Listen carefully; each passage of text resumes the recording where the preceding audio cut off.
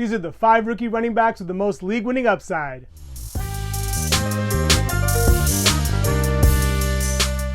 Let's start it off with Trey Benson. I don't know what's more surprising, the fact that Benson fell to the 3rd round or that Jonathan Brooks was drafted ahead of him. Between the two, I think Benson is a superior talent. There are a lot of reasons why I'm optimistic about Benson. For one, I know he's playing behind James Conner, who's the incumbent starter, but Conner doesn't have the best injury history. And every year that he's been a starter, he's missed time. So it wouldn't be shocking to see that be the case again this year. The Cardinals also love to run the ball. They had the 13th most rushing attempts in the league last year, and given that Jonathan Gannon is a former defensive coordinator, I have to think that's going to continue to be the case this year. With Kyler Murray still working his way back from an ACL injury, it only makes sense to me that they would run the ball a bit more to protect him. And at 6 foot, 216 pounds, Benson is plenty capable of scoring touchdowns. After transferring from Oregon, he capped off his last 2 years at Florida State on a high note. He averaged over 6 yards per carry and hit pay dirt 24 times. In my opinion, I think there's a very good chance that Benson has some standalone low-end RB2 value right out of the gates, with his role only increasing as the season goes on,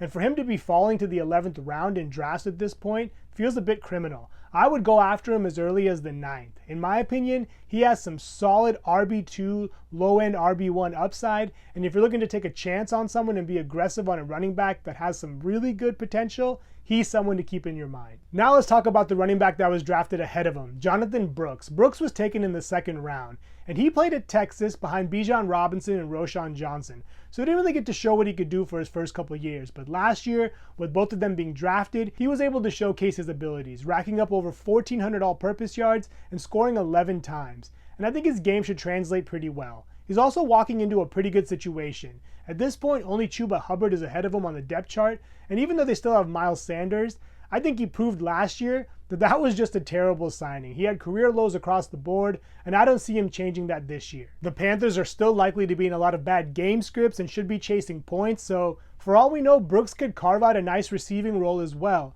The new head coach, Dave Canales, is a former offensive coordinator, so my thoughts are he's going to find ways to get his new weapon the ball. Currently, Brooks is being drafted around the 7th to 8th round, and given his potential volume and opportunity, I feel like that's plenty appropriate. Now let's go over to New York and talk about the Giants' new rookie running back, Tyrone Tracy Jr. I think he's a great fit for this offense. He's a former wide receiver converted into a running back, and given how Brian Daboll likes to run the offense, I think he could slide into a pretty good role right away. With Saquon Barkley out of the picture, there are 77 targets up for grabs, and given Tracy's pedigree as a receiver, there's a very good chance he soaks a lot of those up. I know the Giants brought in Devin Singletary, who I think will have every opportunity to succeed just given his history with Brian Daboll from Buffalo, but at 5'7", 200 pounds, I can't imagine him being an every down back. They're going to have to get Tracy involved just to keep Singletary healthy at the very least. What also helps Tracy is the fact that the jury is kind of in on Daniel Jones. He's proven to be injury prone and turnover prone. And I think Brian Daboll is going to do whatever he can to mitigate those mistakes.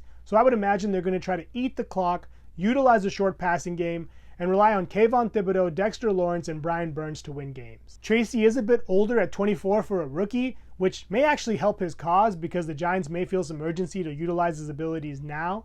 But either way, I think his receiving background is going to work into his favor. I wouldn't be surprised to see him split out wide or for them to use more two-back sets this year. The one thing I would be mindful of is his touchdown upside. I think it's a bit suspect at this point, making him a better pick in PPR.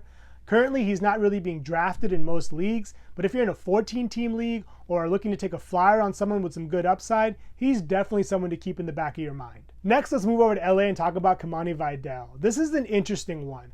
I think with Greg Roman being the new offensive coordinator of this team, there's a good chance Vidal carves out a significant role right away. You've seen Roman be very fantasy-friendly to running backs in San Francisco, Buffalo, and most recently Baltimore. And speaking of Baltimore, the Chargers brought in J.K. Dobbins and Gus Edwards, who Vidal will be competing with for reps. But given both of their injury history, it wouldn't be shocking to see Vidal take a hold of that third down role right away. Neither of them are great pass-catching backs, and they've both suffered some pretty serious injuries in recent years.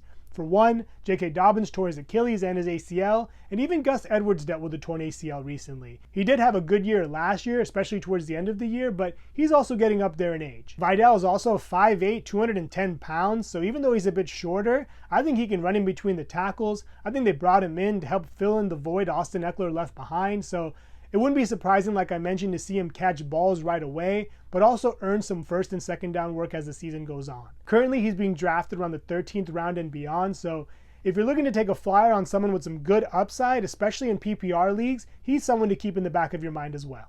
Now let's go over to Miami. The Dolphins already had an embarrassment of riches at running back, and they managed to get even richer by drafting Jaylen Wright.